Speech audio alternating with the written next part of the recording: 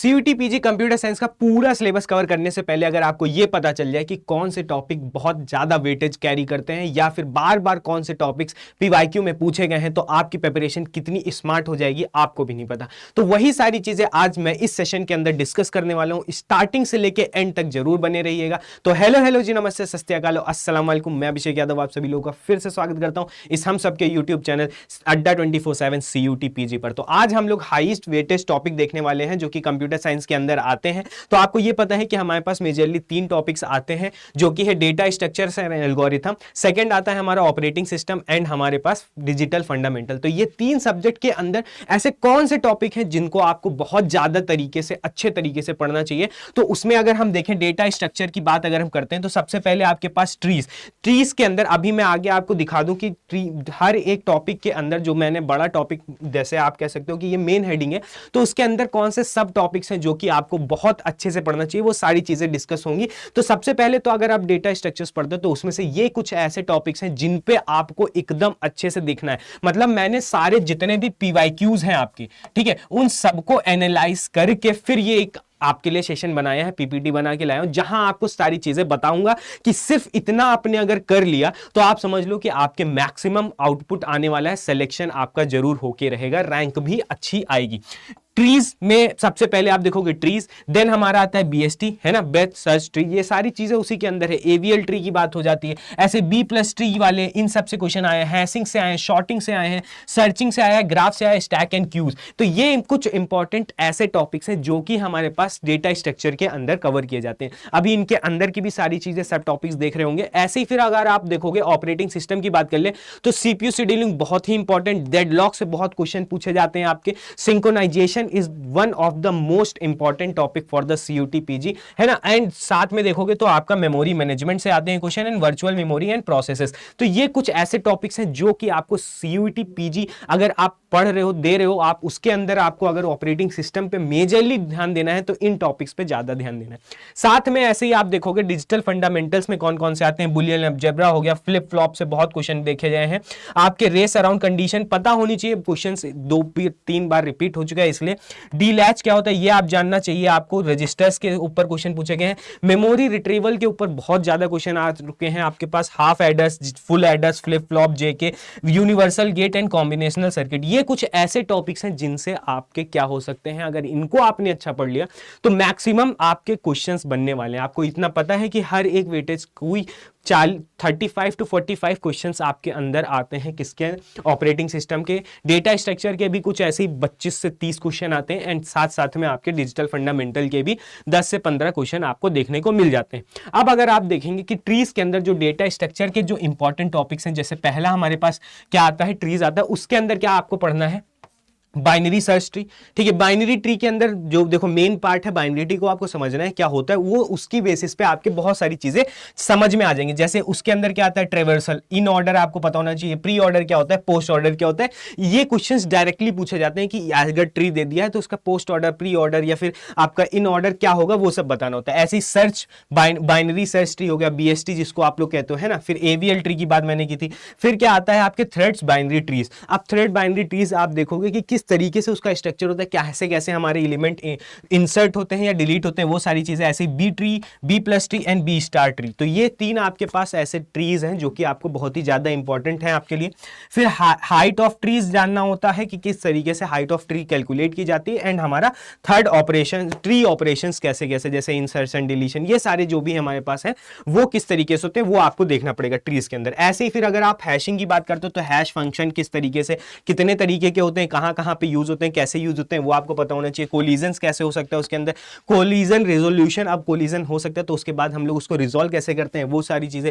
चेनिंग हो गया, फिर ओपन एड्रेसिंग हो गया, फिर आपके क्या हो गए, longest chain and hash table numerics. तो ये हमारे पास क्या होते हैं, जो भी हमारे न्यूमेरिकल्स आते हैं हैश टेबल के, आप जानते हो सिंपल से होते हैं, फॉर्मूला बेस होते हैं, क्वेश्चंस डालने होता है फॉर्मूला में मतलब हमारी वैल्यूज, एंड देन आप क्या कर सकते हो, वहीं से ही चीजें क्या कर सकते हो, सॉल्व कर सकते हो। वैसे ही फिर अगर आप शॉर्टिंग की बात करो तो कौन कौन से इंपॉर्टेंट शॉर्ट एल्गोरिथम्स हैं हमारे पास, तो वो होते हैं bubble sort, selection sort, insert sort, merge sort, quick sort, heap sort, best average या वर्स्ट एवरेज। ये तो चलो कॉन्सेप्ट है, आपको पता होना चाहिए कि ये क्या होता है, कभी कभी डायरेक्टली क्वेश्चन इससे पूछते हैं तो वो आ जाता है।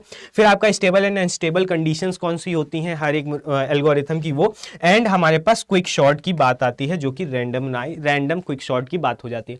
तो ये कुछ ऐसे टॉपिक्स हैं जो कि आपको डेटा स्ट्रक्चर के ऊपर आपको देखने को मिल जाएंगे। ये डेटा स्ट्रक्चर की ही बात हो रही थी। अब अगर देखें तो उसके बाद अगर सर्चिंग की बात करते हो तो हमारे पास लीनियर सर्च आपको पता होना चाहिए किस तरीके से काम करता है, बाइनरी सर्च ट्री आपको पता होना चाहिए, complexity and the search in BST, मतलब ब्रेथ सर्च ट्री जो हमारे पास होता है, बाइनरी सर्च ट्री सॉरी, वो आपको किस तरीके से सर्चिंग होती है वो आपको पता होना चाहिए। मतलब ये मेजरली 4 सर्चिंग आती हैं जिनसे आपको क्वेश्चंस देखने को पीवाईक्यू में मिला है, सॉरी। ऐसे ही फिर हमारे पास लीनियर डेटा स्ट्रक्चर्स में कौन कौन से आते हैं, एरे हो गया, मैट्रिक्स हो गया, लिंक लिस्ट हो गया, स्टैक हो गया, या फिर आप क्यू कहते हो, circular queue, priority queue and heap. ये सारे ऐसे टॉपिक्स हैं जो सिर्फ आपको एक बार रन करने हैं कि किस तरीके से इसके अंदर वर्कफ्लो होता है, कैसे हमारे कंटेंट चलता है, किस तरीके से हमारे पास डेटा स्ट्रक्चर स्टोर किए जाते हैं, वो सारी चीजें इसके अंदर आ जाती है। अगर अब आगे बढ़े और ऑपरेटिंग सिस्टम की हम अगर बात कर लें तो उसके अंदर सीपीयू शेड्यूलिंग होती है। अब जिसमें आपको पता है कि बहुत सारे सीपीयू शेड्यूलिंग्स होते हैं जिसकी वजह से हम लोग एफिशिएंसी इंक्रीज करते हैं। जैसे हमारे पास FCFS हो गया, फर्स्ट कम फर्स्ट सर्व हो गया, शॉर्टेस्ट जॉब फर्स्ट हो गया, फिर या फिर शॉर्टेस्ट रिमेनिंग जॉब फर्स्ट वाला ये आ गया, SRTF। ऐसे ही फिर राउंड रॉबिन इंपॉर्टेंट है आपके लिए, प्रायोरिटी शेड्यूलिंग इंपॉर्टेंट है, प्रीएम्प्टिव एंड नॉन प्रीएम्प्टिव क्या होते हैं ये आपको पता होना चाहिए, कॉन्सेप्ट इससे क्वेश्चन पूछे गए हैं। साथ में वेटिंग टाइम क्या होता है, फिर राउंड अराउंड टाइम क्या होता है, रिस्पॉन्स टाइम क्या होता है, ये सब इसके अंदर आपके क्या आ जाते हैं, टॉपिक्स आ जाते हैं जो कि आपको अच्छे से पढ़ना है। ऐसे ही फिर डेडलॉक हमारे पास आता है कि कंडीशंस कैसे एक दूसरे के रिसोर्सेस आपस में यूज करने के बाद रिलीज नहीं करते तो डेडलॉक हो जाता है। तो वही सारी चीजें हैं हमारी 4 नेसेसरी कंडीशन। क्या नेसेसरी कंडीशन होती है वो, डेडलॉक डिटेक्शन कैसे कर सकते हैं वो देखते हैं, प्रिवेंशन कैसे करते हैं एंड फिर अवॉइडेंस कैसे करते हैं। ये मेन 3 हमारे पास ऐसे टॉपिक्स हैं जो कि बहुत ही ज्यादा इंपॉर्टेंट है और पीवाईक्यूज में बार बार पूछे गए। ऐसे ही फिर हमारे पास आता है बैंकर्स एल्गोरिथम। इसको आप जानते हो, बहुत सारे एल्गोरिथम चलते हैं हमारे पास, उसमें से जो हमारा सबसे फेमस एल्गोरिथम है उसके अंदर ऑपरेटिंग सिस्टम के अंदर, तो वो बैंकर्स एल्गोरिथम आता है। अब उसमें भी आपको अगर देखोगे तो जैसे सबसे पहले पता होना चाहिए सेफ स्टेट कौन सी होती है, आपको अनसेफ कौन सी होती है, इन्हीं पे ही पूरा बैंकर्स एल्गोरिथम डिपेंडेंट है। फिर हमारे पास रिसोर्स एलोकेशन ग्राफ हमें पता होना चाहिए, किस तरीके से हम लोग ग्राफ बनाते हैं ताकि वो हमारा क्या कर सके, पूरा डेटा स्ट्रक्चर को स्ट्रक्चर कर सके और कहीं पे भी हमारे पास अनसेफ कंडीशंस नहीं आए। ऐसे ही फिर हमारे पास प्रोसेस एंड सिंक्रोनाइजेशन की बात अगर आप करोगे तो सिंक्रोनाइजेशन ज्यादा इंपॉर्टेंट है आपके लिए, ये हमारे पास इंपॉर्टेंट हो जाता है थोड़ा, ठीक है। अब उसमें देखोगे तो प्रोसेस वर्सेस थ्रेड आपको पता होना चाहिए, आईपीसी साइकिल वगैरह पता होनी चाहिए, क्रिटिकल सेक्शन क्या होते हैं वो आपको पता होना चाहिए, रेस कंडीशन क्या अराइज होती है इसके अंदर वो होना चाहिए, सेमाफोर बहुत ही इंपॉर्टेंट टॉपिक है ये आपके लिए, एंड हमारे पास सिंक्रोनाइजेशन, देन अगेन ये इंपॉर्टेंट आ गया आपके लिए, एंड कंकरेंसी। तो ये कुछ ऐसे टॉपिक्स थे जो कि आपको ऑपरेटिंग सिस्टम के अंदर देखने हैं। एंड अगर आप मेमोरी मैनेजमेंट की बात कर लो जिससे क्वेश्चन बहुत ज्यादा देखे गए हैं, जिसमें हमारा पेजिंग आता है, सेगमेंटेशन आता है, वर्चुअल मेमोरी आता है, पेज फॉल्ट आता है एंड पेज रिप्लेसमेंट आता है। अब इसमें आपको सबसे पहले आपको देखना पड़ेगा कि 3 हमारे पास क्या होते हैं, रिप्लेसमेंट के एल्गो होते हैं। तो अब वो किस तरीके से काम करते हैं तो वो आपको पता होना चाहिए, फीफो जान लो, फिर LRU जानना चाहिए और फिर आपको ऑप्टिमल आना चाहिए। फिर थ्रेडिंग की बात आ जाती है, फिर जिसके अंदर हमारे पास TLB भी हो जाता है। तो ये कवर कर लोगे अगर मेमोरी मैनेजमेंट के अंदर इतना पार्ट, तो आपको क्या हो जाएगा कि एक तरीके से मेमोरी मैनेजमेंट आपका कंप्लीट हो जाएगा और ऑपरेटिंग सिस्टम के अंदर चीजें समझ जाओगे। ऐसे ही फिर हमारे पास फाइल एंड इंडेक्सिंग वाला जो इनपुट आउटपुट है तो वो आप देखोगे, फाइल सिस्टम कैसे होता है, एलोकेशन कैसे करते हैं, डिस्क शेड्यूलिंग क्या होती है, इनपुट आउटपुट सिस्टम क्या होते हैं, एंड हमारे पास बेसिक जितने ऑपरेटिंग सिस्टम है, Unix, Windows and DOS basic, ये सारी चीजें आपको आनी चाहिए, ठीक है। ये हमारे पास ऑपरेटिंग सिस्टम। अब अगर डिजिटल की बात कर ले, डिजिटल लॉजिक की बात कर ले, तो वहां पे आप देखोगे सबसे पहले हमारे पास बुलियन अलजेब्रा, बहुत ही इजी टॉपिक है, इसमें इतना ज्यादा हमें नहीं देखना होता है चीजों को, बट इससे क्वेश्चंस आते हैं तो हमारे लिए इंपॉर्टेंट हो जाता है, जो कि है फ्लिप फ्लॉप। सेकंड हमारे पास रेस अराउंड कंडीशन, आपको कंडीशन पता होनी चाहिए कि ये किस कब अराइज होती है, एंड डी हमारे पास लैच आ जाता है एंड रजिस्टर्स हो गया। सेकंड फिर हम देखेंगे तो मेमोरी रिट्रीवल आ जाएगा, half address and JK flip flop and universal gate and combinational circuit. तो इसमें से अगर आप देखोगे तो ये हमारे पास combinational circuit and universal state जो है गेट हमारे पास ज्यादा आ जाता है। Half adder and full adder भी आप यहाँ पे क्या कर लो, ऐड कर लो, तो फिर आपको कुछ भी पार्ट नहीं बचेगा। तो ये आपके कुछ पार्ट ऐसे हो जाते हैं जो कि बहुत ही ज्यादा इंपॉर्टेंट हो जाते हैं। इसके लिए मैंने पूरा आपको डिस्कस कर लिया है, ठीक है।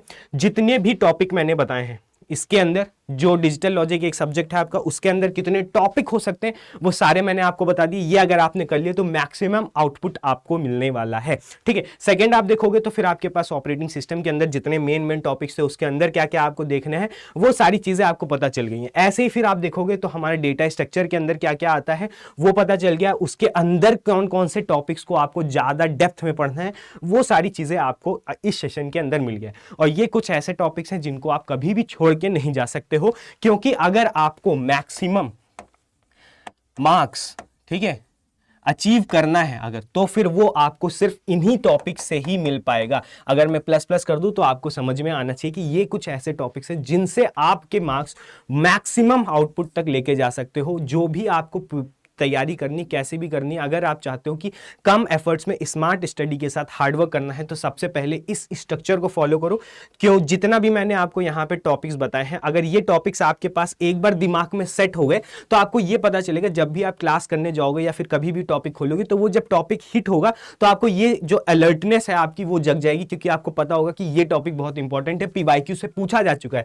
अगर आपने पीवाईक्यूज के हिसाब से अपनी प्रिपरेशन की, ठीक है, प्रिपरेशन जो होना चाहिए वो हमेशा हमारे पास पीवाईक्यू के बेसिस पे होना चाहिए। अगर ये आपका कंप्लीट है तो आप समझो कि आपकी डायरेक्शन जो है प्रिपरेशन की बहुत ही ज्यादा अच्छी हो रही है, बहुत ही अच्छे डायरेक्शन के साथ आप अपने टारगेट के लिए अचीव करने के लिए बढ़ चुके हो, ये चीज आप मान लो। तो होप करता हूं कि ये जितना भी सेशन था मेरा उसके अंदर मैंने जो टॉपिक समझाए हैं वो आपको समझ में आएंगे कि हाँ ये इंपॉर्टेंट है। तो इसी अच्छे नोट के साथ मैं अलविदा लेता हूं। Abhishek Yadav signing off, bye bye. मिलते हैं नेक्स्ट सेशन पे ऐसे ही इंफॉर्मेटिव सेशंस के साथ।